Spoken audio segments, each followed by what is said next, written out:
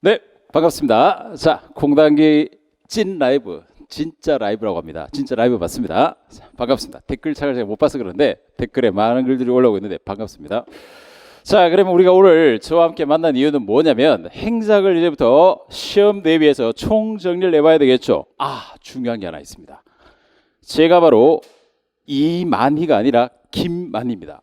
정말 요즘 오해 때문에 이름에 대한 오해가 굉장히 많은데 제가 오리지널 본명입니다. 알겠죠? 오해 없도록 하시고 김만희라고 했습니다. 알겠죠? 댓글 그렇게 달지 마세요. 보입니다. 행작을 이제 저와 함께 더불어서 이 만희 행작을 토대로 해서 총 정리를 해볼 텐데, 지금 이 짧은 라이브 강의를 토대로 해서 우리가 총 정리해야 될 이 숫자 부분을 한번 총 정리를 할 겁니다.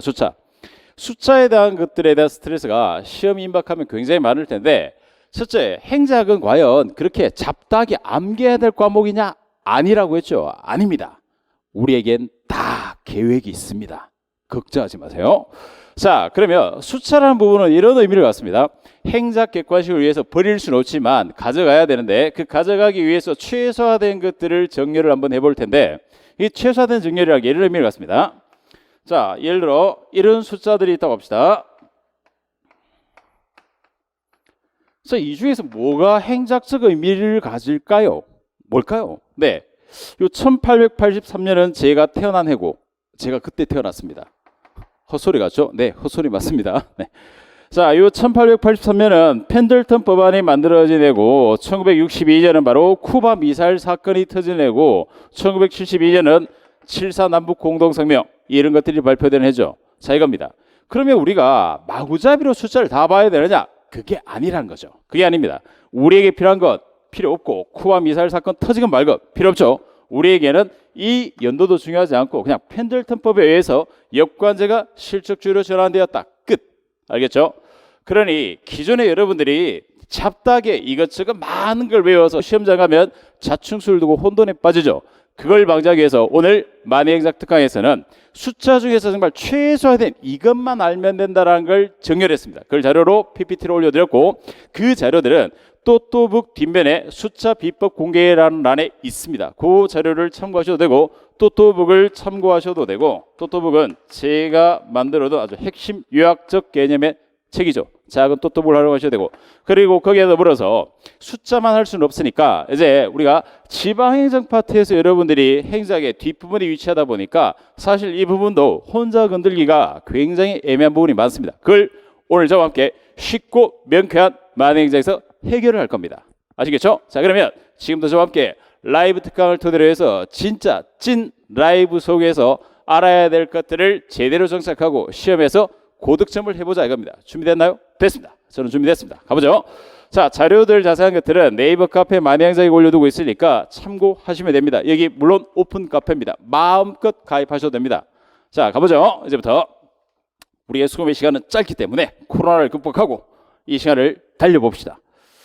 자, 숫자 특강에서 첫 번째 우리가 의미 있는 것들을 좀 봐두기 위해서 정렬해야 될 것들은 어떤 의미를 갖고 있냐면, 자, 정보무 평가부터 들어가겠습니다.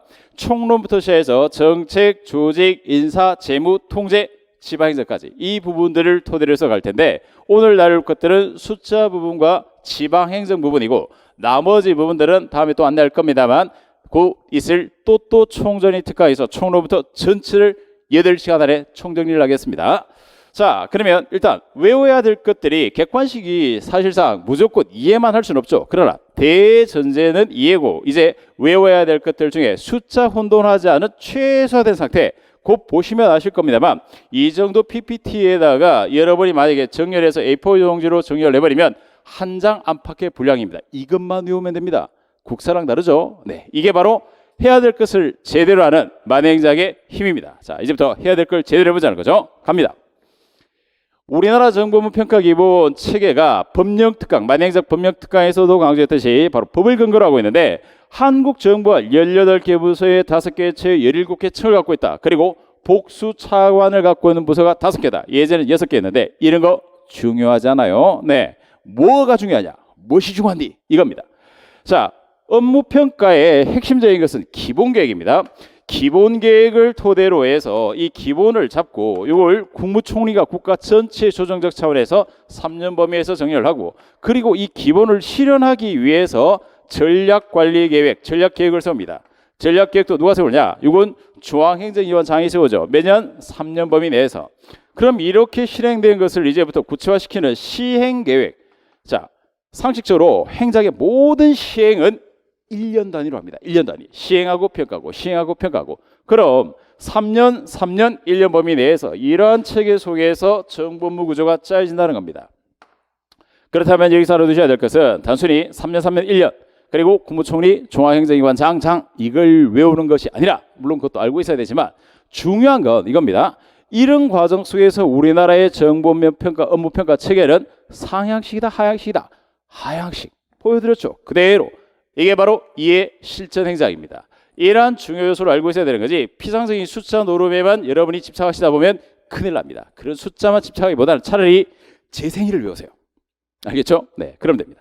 자, 그래서 3년, 1년 그리고 하향식 평가 체계를 갖고 있다는 점, 주체로서 국무총리, 중앙과서 장들이 이어진다는 점, 이러한 자체 평가 체계 속에서 또 하나 지방자치단체장들은 바로 매년 중앙행정위원회 매년 평가 체계를 가져갑니다. 성과 평가가 매년 하는데 횟수는 몇 번이냐? 2회를 합니다. 2회. 전반기에 하는 것은 과정평가 6월 말에 12월 말에 하는 것은 성과평가. 그래서 연 2회를 합니다. 매년 실시하는데 해마다 2번씩 한다는 점 이걸 알고 있어야 되겠죠. PPT에 적혀 있는 것이 다가 아니라 확장 해설을 하고 내용들을 정렬할 겁니다. 그 과정을 여러분과 함께 찐라브에서 함께하는 거죠. 이게 만약